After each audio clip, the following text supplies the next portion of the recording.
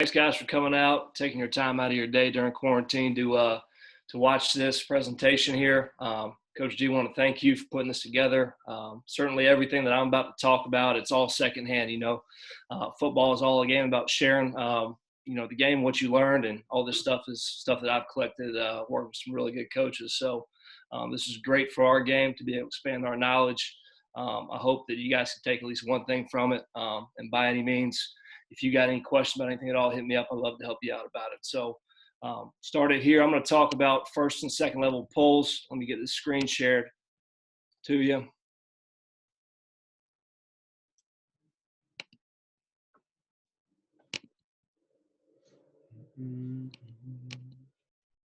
Going through? Not yet. There you go. All right. Total getting pulled up? Yes, sir. Okay. All right. Here we go. Okay, so we're going to talk about first and second level pulls with the offensive line. I'm going to start by talking about second level pulls first. The reason I'm going to talk about that is I'm going to talk about some traditional run game, particularly power, pulling the backside guard, and then I'll get to first level pulls, which is going to be trap pulls, and that's going to actually include a skip pull guy as well. So you have a trap puller and a skip puller. When you're talking trap pulls, you're going to talk about counter GT and counter GY. I think nowadays the first thing you have to do when you're coaching guys is you got to give them a when, you got to give them a why, and you got to give them a how. It's not the days where you can just tell a guy, hey, I want you to do this on this play or do this on that play. You got to describe exactly what you want from him. You got to tell him when he's doing it, why he's doing it, the specifics of it, and then how he's doing it. Kids nowadays, they want to know the specifics of it and the minor details and every single thing. So I'm going to talk about the skip pull first, okay? Skip pull is anytime you're working to a second level defender. And that could also be the tight end. The why you want to do it is you want to play with great body position. You want to keep your pads square to the line of scrimmage. By keeping your pads square to the line of scrimmage, that's going to help with your vision.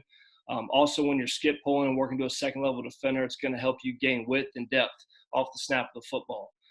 Now, talking the specifics of how you're going to do it, let's say that I'm a left guard and we're running power to the right. You're going to want to put your middle weight on your right foot, which would be your play side foot. Your backside foot is going to step back to the midline of your body. And after you've taken that first step to the midline, you're going to drop your play side foot, gaining width and depth, and then you're going to shuffle for an entry point. And I'm going to kind of show you how I teach these guys here what to do here on the skip pull. I'm going to have them look at a couple different things. So this first play here is going to be just traditional power to the right. You got your deuce block here with the right guard, right tackle, working to the -1 from the point who we're pulling for. And then you got your tight end on your C-gap defender. So when I tell this guard to pull around right here, okay, so he's put his weight on his middle foot here. Okay, he's going to take that left foot, his backside foot to the midline. He's going to gain width and depth. I think that this guard needs to do a little bit better job here, keep his pads square so he can keep his vision, so he can keep his pads square and his eyes square to the line of scrimmage the whole time. So I've actually got him looking at two things right here, okay? The deuce block here, the right guard and the right tackle to the -1, and then the kick out block here, the tight end, okay? And what he's looking for here is if there's any space in between this deuce block here, the right guard and right tackle, okay, and the cutoff block here, the tight end, okay, he's going to put his foot in the ground right here, look to hold this thing open and hit the point here with his near pad and near shoulder, okay? If this double team didn't get much movement here, okay, and the tight end then got squeezed and spilled, okay, what this guard will now do is redirect his track a little bit wider, because if that is happening, that means that they're squeezing the front and they're playing the backers over the top. If that does happen right there, he's going to get around the tight end and still look to fit his hat on the near shoulder and the near pad here on the inside number. So that won't change, but his entry point will. So right here on this deuce block, you can see you got some space right here in between the deuce block and the kick out block here, the tight end. Again, need to be a little bit more square here with the backside guard, hitting with that near pad, near shoulder, okay? As you approach the second level, I use a technique called foot fire redip. Not a great look at it here, but you want to fire your feet, redip your hips, okay? Run that near pad, near shoulder through his inside number. But that's the correct entry point right there for the guard there on the skip pull, okay? Now here's a look here against the stack defense, okay? So you've got an ace block working right here to the third stack here, okay? B-gap extended from the play side tackle to the middle stack, okay? The puller's pulling for the first stack. Okay, so right here, you're going to get heavy squeeze from the field 5 technique. Okay, and they're going to fit the backers over the top. So this is a good job here by the backside guard. You can see the technique right there. Okay, backside foot to the midline. Okay, dropping the play side foot, gaining depth and width. Okay, so we can clear the center. Okay, and then right here, there's no space in between that down block, okay, that deuce block there, the tackle, and then the kick out block of the tight end. So he takes it one gap wider, and one thing we tell the backs on this, okay, is to always follow the back hip of the puller. Okay, if you follow the back hip of the puller and you got enough patience right here, you'll always be right. Okay, the fit's still the same for the guard. He's still trying to hit with the near shoulder and the near hip, so he's trying to take his left shoulder and left hip right here and put it on the inside number there, that backer, to try to make it and force an inside run. Okay, that's a good job there. Good patience by the back, good run. Okay, this next clip here is an RPO, okay, gets the 4-1 box, okay. We're using a base scheme here on the front side. The technique is the same for the right guard, okay, still stacking the backside foot to the midline here, opening up, gaining depth and width, okay. Important here too, on the skip pull, you do this because the front could change. A lot of times when you get a 4-1 box, you're going to get some type of gap exchange with the players up front. Okay, so for instance, if this 3 technique right here were to spike inside, okay, that guard will now work his path one gap wider. Okay, it's really difficult to do if he gets his pads turned and he's not square. Okay, it's going to be a lot more difficult to get his momentum going towards the line of scrimmage. So that's why it's critical that when you use the skip pull, you keep your pads square the entire time.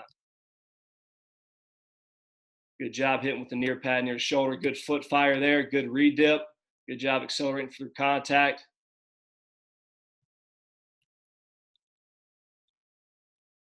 Okay. All right. Here's a 1-back power principle. Okay. The point right here be the mic. Ace block's going to here. Tackle's locked on the 5. Okay. Okay.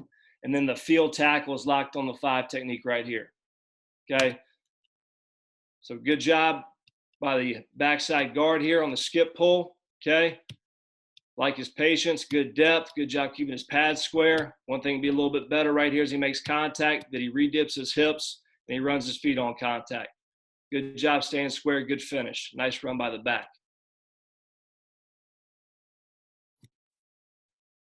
Okay, had to do a little bit of searching with film here. So, you know, I've been with DV Sport in my past 2 stops at Richmond and Charlotte. So I had to kind of just pull some stuff I had from our huddle system. We don't have a whole lot yet on there. You know, so I had to pull some Kentucky film from the previous year. Obviously, they've done an unbelievable job running the football. Coach Larm's done a great job coaching those guys up. This is a good look here at the left guard, working the skip pull here, 12P power. Really nice job on the deuce block from the right tackle, hitting that hip, knocking it over. Good job by the left guard, stacking the foot in the midline, opening up, gaining depth and width. Okay, needs to fit a little bit tighter right here. Okay, needs to put that right foot in the ground and work to that inside number, hit with the right shoulder and the right hip, and drive through his inside pad. But a good look at why you want to stay square.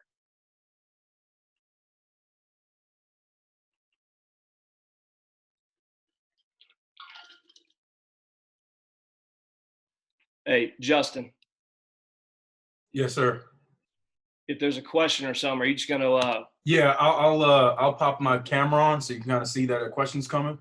And ask it. Yes, sir. do this?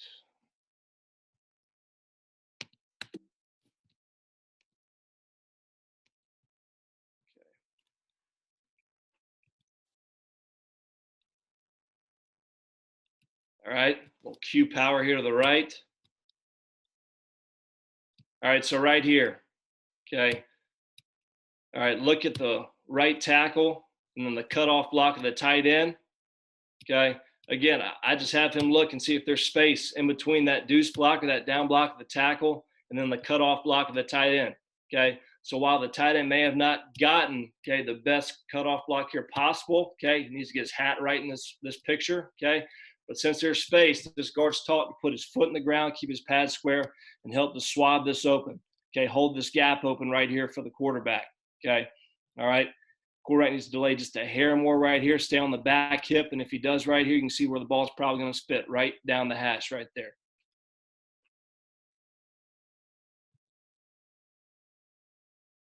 Okay.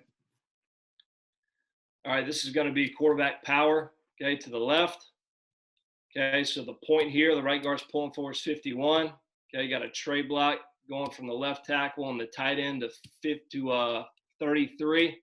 Okay, back call up front from the center. Good job by the tight end hitting the hip right here. Really good job by the right guard here. Okay, Coach Ross, okay, was with him last year. Richmond does an unbelievable job with the offensive line, one of the best I've been around. Does such a good job with technique and fundamentals. This is a great look at a skip pull right here. Not only getting depth and width, okay, but also staying square right here, okay, and reading this thing out. Okay, you can see right there the tight end hitting the hip, okay. Good job right here, staying tight to it, keeping his eyes on the point, staying square, hitting with that near hip and near shoulder. Really good job by the quarterback too right here, staying on the back hip of the puller. That way everybody's in phase. Really nice. Got a question here, Coach. Okay. Do you teach hitting the hip on all gap double teams? I do. I try to. I mean, I think it kind of depends on what guys are more comfortable with. I think whenever you run a gap scheme, you know, because how a lot of people play gap is they squeeze the front and they play the backs over the top. I think that's going to give your overlap player the best chance to be able to climb to a second level defender. So I do think that it's best to try and shuffle or gallop or whatever you want to call it, or angle drive and hit that hip and try to feed it to the post player to give that overlap player an angle.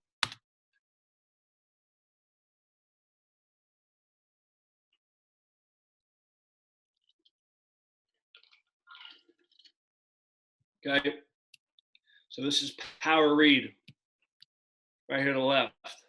Now, this is still a skip pull from the right guard. Okay, I call this an area pull because, you know, whenever you get power read, a lot of times you get backers fitting over the top. You get a full player fitting back inside from the field. So I tell them to pull for an area, not necessarily a human being. Okay, but it's still a skip pull. Okay, so whether they jet this guy up the field, okay, play him in the box, okay, that's the play side linebacker area. Now, if they squeeze the front, play the backers over the top, bring the wheel over the top, and then bring the full player back inside, the wheel now will become the play side linebacker area, and then the deuce block would actually go to the full player. So I teach it by areas, but as far as the technique goes, it's no different. It's the same thing. It's still a skip pull. It's just a little bit of a different understanding of the concept of play, and that goes back to the when, the why, and the how. Coach, do you have a specific drill to teach the pull? I'll be honest. I really like to do pulls, you know, in half line drills, to be honest, more than anything else. I mean, I do have some with cones where I'll set up two guys face to face and work pulls in opposite directions. But I really like to do stuff half line so that, you know, pulling guards, for example, can kind of see the spacing and get a read off the double team and the kick out block by the tight end. So like right here, okay, this guard right here, and you can kind of see what happens here, okay? He's a little bit fast right here, okay? The read key skates, again, he's blocking for the quarterback keep, okay? So I don't want him pulling out wide and trying to block for the give, okay? And this is why it's critical he keeps his pads square in the line of scrimmage right now, because I want him to put his foot in the ground right here and end up blocking the play side linebacker spot, who's going to become the will in this picture. And then the back will handle any scrape from the mic. And then the deuce block would now go to the full player. Coach, are y'all making contact with hands or shoulders? I like to make contact with hands. I think you're a lot more violent with two hands than, you know, with one shoulder, personally. I mean, I've seen people do it the other way and have a lot of success. I just prefer hands and just trying to tell them to keep their pads as square as possible and not get turned too much.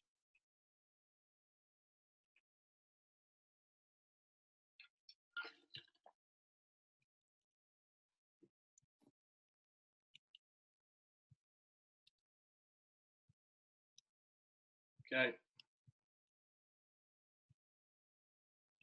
Back.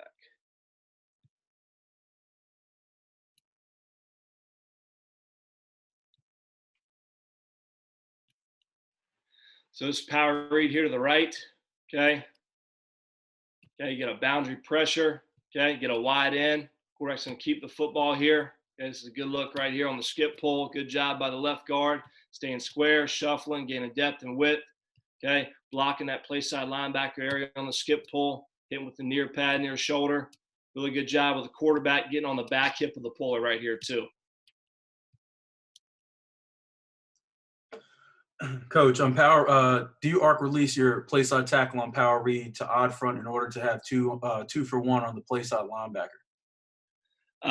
Yes, I do. Yep.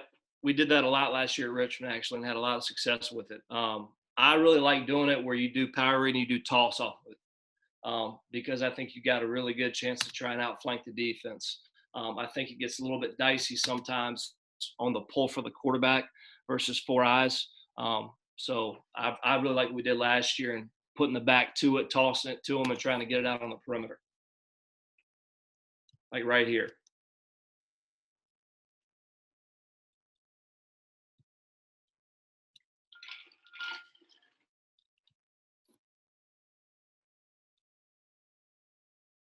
Okay.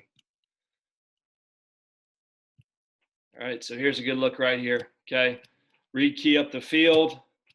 Okay. 45 is vacating. So now the play side linebacker is becoming 44. That means that the deuce block here is going to work to the fold player. So that's a good job here. Staying square by the guard, reading it out, not chasing 45, reverting his eyes back to 44. Good job by the double team here. The deuce block hammering that 3. You know, this one's kind of both. This is kind of where damned if you do, damned if you don't, you know, kind of skates here. To be honest, he could do either or, you know, but if the quarterback did keep the ball right here, he'd want to put his right foot in the ground and get on the back hip, that pulling guard. And that's that tube you'd want to hit right there. Okay. All right, now I'm going to talk about some second level skip pulls on truck. Okay. Now, one thing you're going to see is going to be a little bit different probably on the first puller on truck. Okay, when you're taking that first puller and working him to the force defender, okay, is we've worked an open pull, okay, because a lot of times, you know, when a defense gets this action to him right here, and you can see the Sam, his reaction right here when he sees this ball given, he's going to come up to the line of scrimmage and try to set the edge. So he's going to get a little more turn on this open pull here. He's going to work for width here and still aim for that play side armpit and look to try and torque this guy out. And if he gets him sealed, he'll seal him. But this is a really good look here. You're going to see from the end zone copy, okay, of the center here on the skip pull, working to 18. Keeping his pads nice and square. Good job. Dropping that back foot, getting depth and width. Really nice cut, stepping on the toes, bringing the backside arm. Good job staying nice and square. Good run by the back.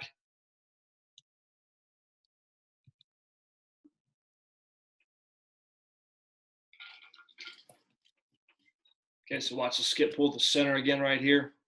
Just open pull there, the right guard.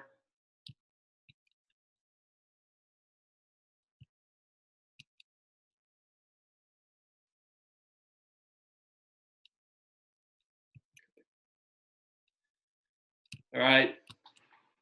Truck to the left, okay. Adding the back here on the force defender. Okay, so you can see the technique of the pull is a little bit different from the left guard, okay, because he's working in the box. So he's not working an open pull because he's got the back that's blocking the force defender, okay. So he's using a true skip pull right here, getting depth and width, keeping his pads square, trying to cut him down at second level. Really good job by the right guard here. You got to be a little bit quicker on this too, and I think you got to teach him kind of the tempo of the backfield and everything, whether it's power or if it's truck. You know, the tempo here on this skip pull is going to be a lot quicker than it is on power, you know, especially for the backside guard because he's got a long way to go. You know, as all you guys know, the toughest block on outside zone or pin and pull typically is the backside linebacker. So you really got to get on your horse and go. Increase your tempo.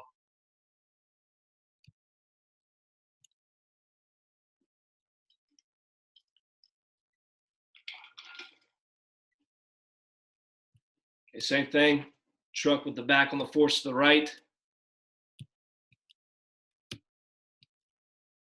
Really nice shot. Really important here too.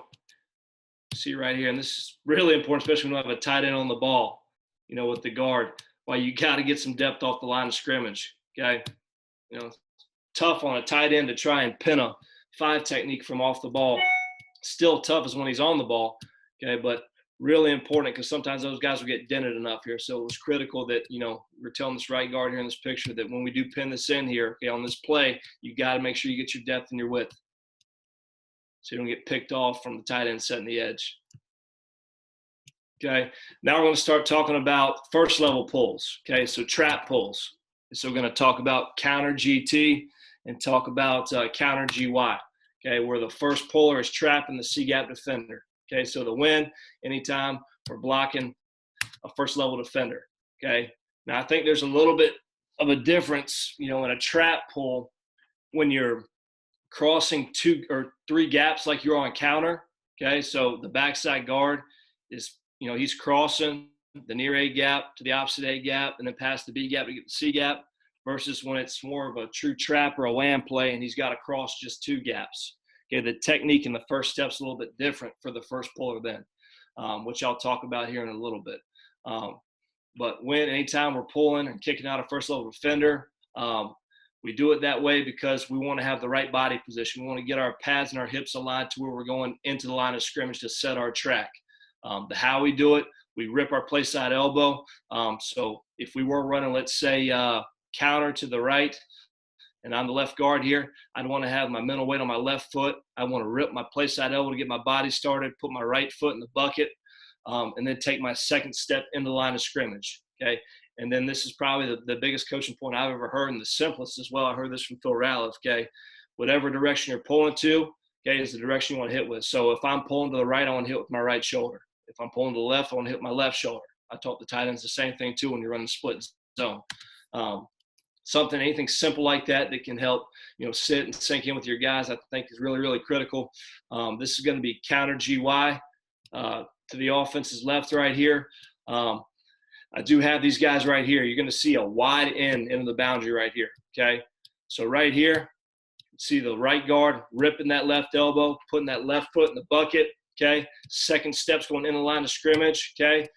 You want to pull for a tight track, and I think this is just any time of football you want to expect the worst. Okay, so what's the absolute worst thing that could happen on this play? For the end to step up, squeeze the crap out of the tackle here, and then spill the guard, right?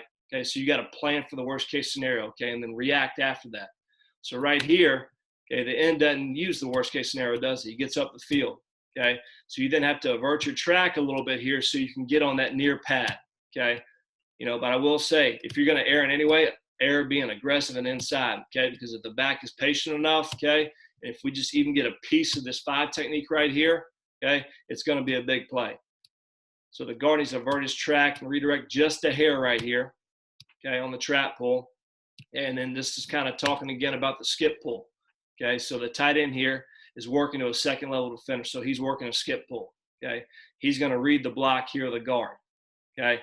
He's keeping his pad square here so he can keep his vision big the whole time, so he can see the space in between the kick out block and the deuce block there of the left guard and left tackle. Easy read for him there when the 5 technique's up the field. Good job putting his foot in the ground right here, hitting with that near hip and near shoulder, running his feet on contact and finishing the block.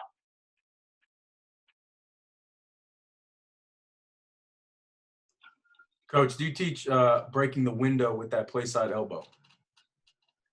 Yes. Yep. Rip that elbow as hard as you can. Get your body started.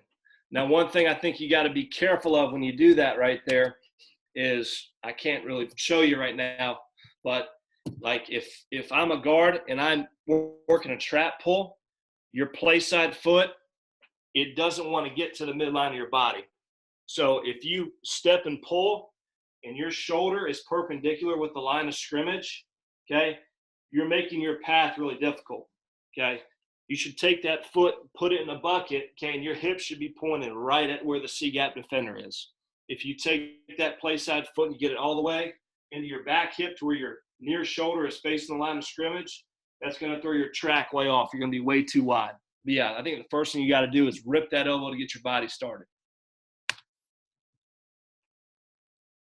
One thing I think that's really, really critical too, whenever you've got 2 pullers, whether it's truck or, it's counter GT or counter GY, is that I think the second puller has got to have great spacing with the first puller. Okay, so one thing that I used to tell the tight ends all the time, is you want to try and stay a man behind the guard on counter. Okay? Because if you're reading that guard's block right there, it's going to be hard to decipher what happens if you're on top of them. Now, this one was a little bit tough on this because this was a tempo play, okay? But this would not be ideal spacing right here. You can see how he's on top of the guard in that picture, okay? And realistically right here, it gets spilled, right? So it gets spilled, so the tight end should actually fit outside of this block here and kick this out, okay? He gets just enough of them right here, but it made it tough on himself because he got on top of the guard.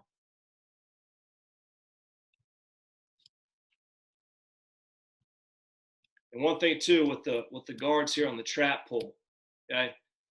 We had toyed with, do we just call it and just tell them, hey, we know the ends are going to squeeze and make it a bounce play, or do we have them read it?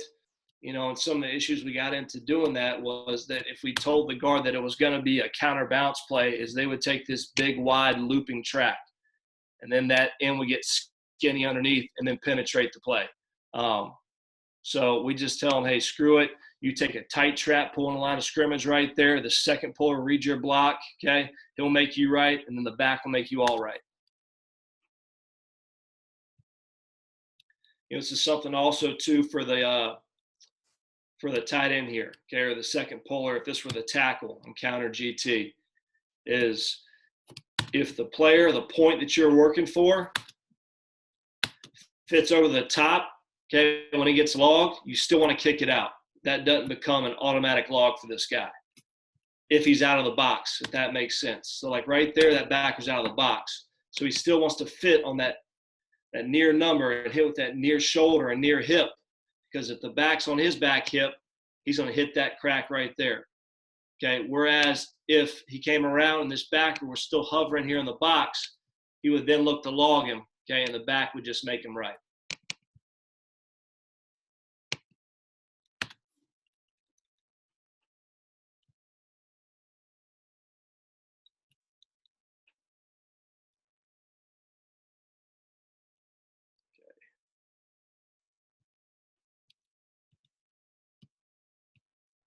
Okay, counter here to the left. All right, so here's the point. That's where the trap block's going to occur.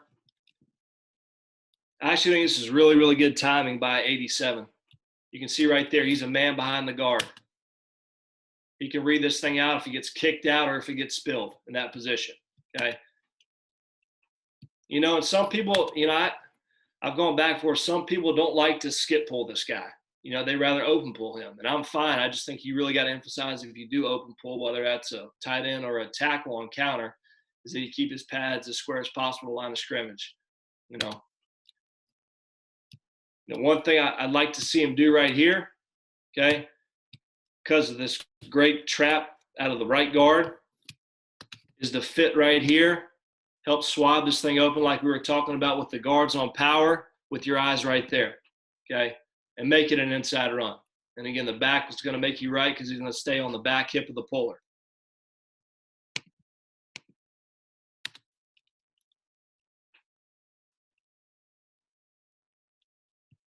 Okay. All right, this is just a little change up here. So this is going to be counter to the right, okay, versus odd defense, okay? One back structure. They're doing something a little bit different here, okay? So I talked before about the two different types of pulls, okay, on a trap pull. One where you're crossing 3 gaps, one where you're crossing 2, okay? So the past few clips we've been watching for the guards has been 3. So that's really when they want to rip that play side elbow, get that foot in the bucket, okay, and then take an inside-out path to the C gap, okay? On this right here, this one back principle, I really like this concept. They're using a little setup block here from the tackle. So the tackle is stepping up, sucker in the 4-eye, trying to grab his eyes. They're acing to the -1. They're cutting off here with the backside tackle, okay? They're taking the gap hinge off, and they're cutting that off. They're pulling for right here. Okay, and now the backside guard's actually pulling and trapping the B gap defender. Okay, so he's crossing just 2 gaps, the near A gap and the far A gap. So I think the technique's the same. I just think the first step's going to be a little bit different. So instead of taking that right foot here and putting it in the bucket, Okay, I think you got to pivot this right foot a little bit right here because you're crossing not as many gaps, and you got to get into the line of scrimmage a little bit quicker. Okay, because that play's going to happen fast. So you got to pivot that right foot. You're still going to rip the right elbow. Okay, get your momentum going here, but just pivot that right foot. Okay, and then if you're pulling right, same thing. Hit with the right shoulder, like the left guard's doing right here. Okay, here's more of an open pull from the tight end, which is fine because what does he do here as he approaches the line of scrimmage? He gets his pads back square. Hits with that near hip and near shoulder, opens it up. Great job by the back, staying on his back hip. Thing of beauty.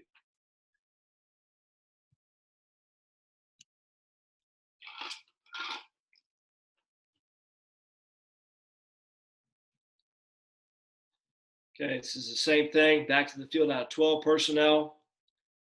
Blocking scheme's the exact same. One thing that kind of enables them to make it the exact same right here, you can see they got a tight end on the ball to the left, okay, so he can base out any overhang defender. That way you can keep your ace on, you keep the tackle locked on the backside 4-eye. Good setup block by the right tackle right there, so it kind of feints that field 4-eye.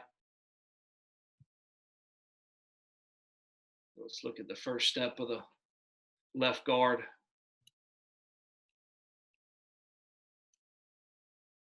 Should be more of a pivot right there. Second step's in the line of scrimmage, pulling right, hit with his right shoulder. Good job by the tight end right here, getting his pads back square to the line of scrimmage.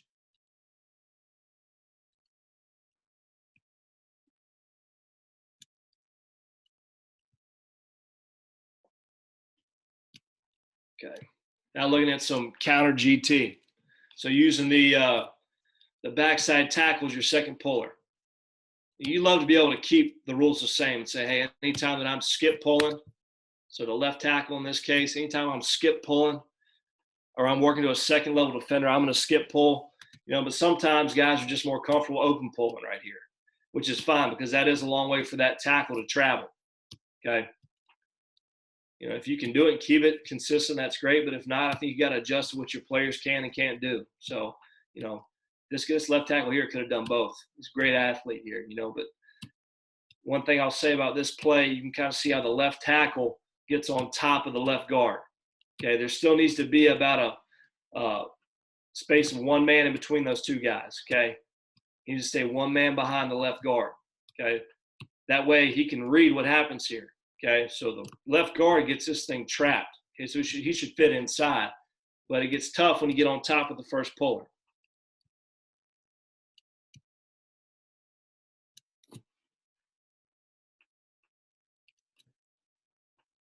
Okay.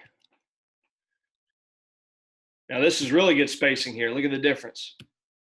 So he's a full man behind the guard. Good job here. Left guard gets squeezed, gets spilled.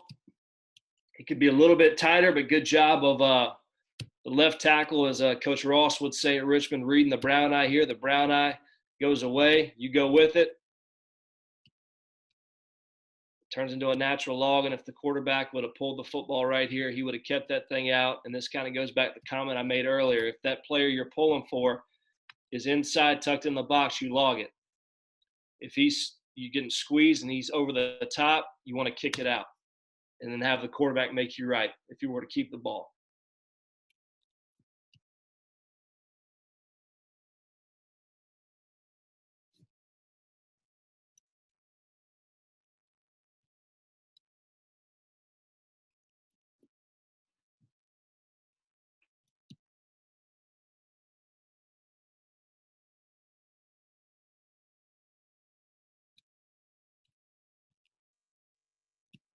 Okay, let's check the spacing on this.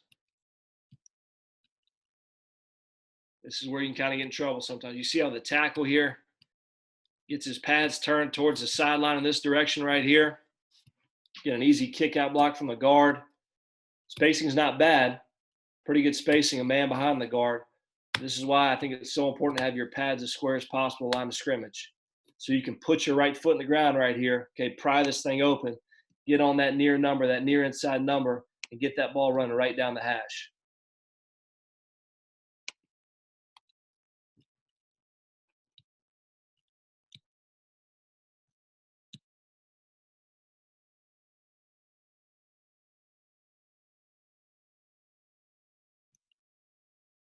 Okay. I know a lot of these are gives right here, but just want to get some decent pictures of what it looks like for the two pullers. Okay.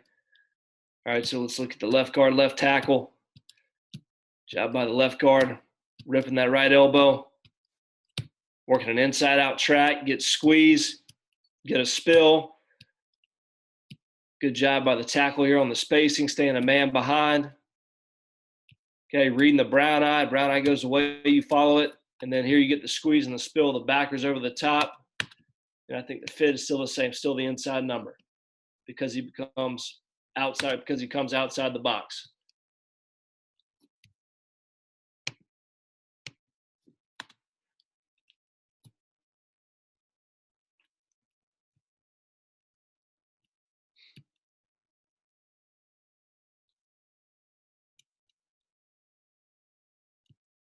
Awesome.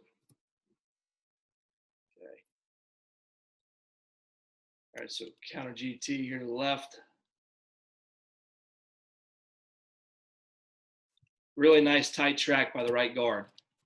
Ripping that left elbow, putting that left foot in the bucket. You can see his right foot here, second steps in the line of scrimmage. He's pulling the left. He's hitting with his left shoulder. Great spacing by the right tackle here. You can see how he gets his pads back square in the line of scrimmage. Okay. Quarterback should have stayed right on the back hip right here and run right down the hash. Okay, should not have bounced this.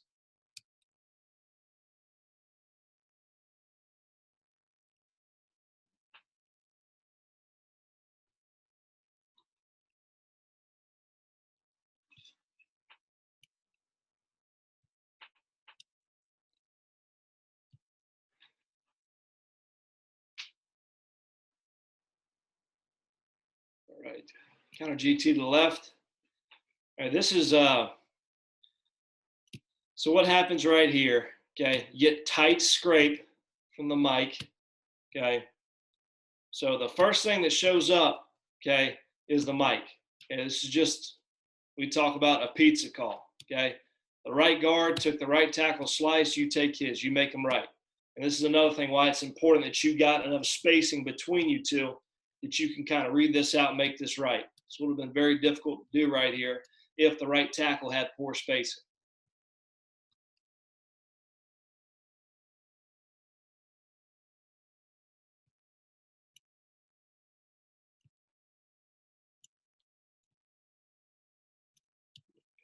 This.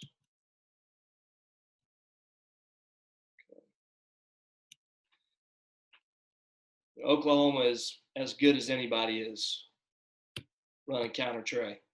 I mean, they are unbelievable at it right here. This is Coach Beanball does as good a job as anybody does teaching this play right here. You know, I could have picked a bunch of plays from Oklahoma. Okay. Yeah, they actually are skip pulling the left guard right here. Okay. Good job here by the left tackle on the fit, near hip, near shoulder. Good job by the back, staying on the back hip of the second puller.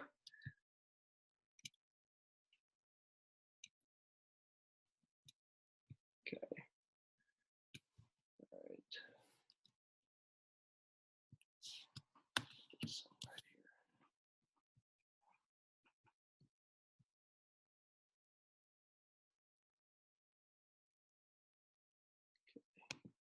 I want to show y'all one last play right here.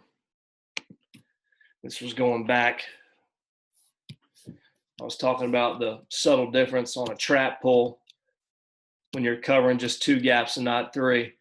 So this is wham play we ran right here. So this would be the same for the tight end that's off the ball and the right guard.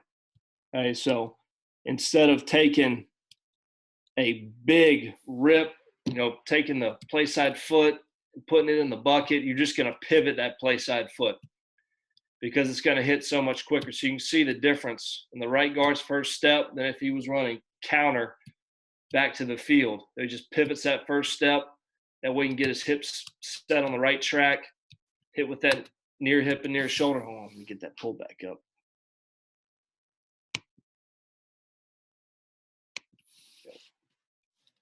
That way he can get his hips on track to where he's going in the line of scrimmage. The same with the tight end. Still crossing 2 gaps. The same would apply too, truthfully, for the left guard as well here, kicking out the field 5. Okay, so, ultimately the way that I tried to simplify it for the guys, and that I've learned from other people is, anytime that you're pulling for a second level defender, want to try and incorporate a skip pull, and anytime you're blocking a first level defender, you want to try and use a trap pull. And then you can mix in an open pull for certain situations if your guys can't do it, because it's all about finding what your guys can do well. So that's what I got for you guys. If you got any questions, love to hear them. Love to help you out in any way I can. Absolutely. Here's a question for you, Coach. Yep. Do you always block back on a 4 or 4-eye with the center against odd when you're on GT, or is it a tag? The simplest rule I've used is if there's any big gap player you're blocking back, you're going to block back. So if it was obviously a 3 technique, or if it was a 4-eye or a 4 technique, because a 4 could become a 4-eye, you would block back. And typically when you have that right there, you've got an overhang, whether it's a 4 down front and there's a 3 and a 5, or if it's an odd front and there's a 4-eye and a weak side overhang. The time I haven't done it, I've put them in an ace, would be if it's like a stacked defense and the center's working back to a 5 technique, because then I think it's a little bit different. I think the simplest way to do it is just anytime there's a big gap threat, hey, just block back. Keep it simple. I heard that from Phil Ralph. I don't want to, overcomplicate it for the guys. I want to make it as simple as possible so they can play fast and play hard. Does anybody else have any questions for Coach? Feel free to drop it in the chat here. We'll get them answered. Coach, how can they contact you if they have any more questions, whether Twitter or email or? Okay, perfect. Awesome.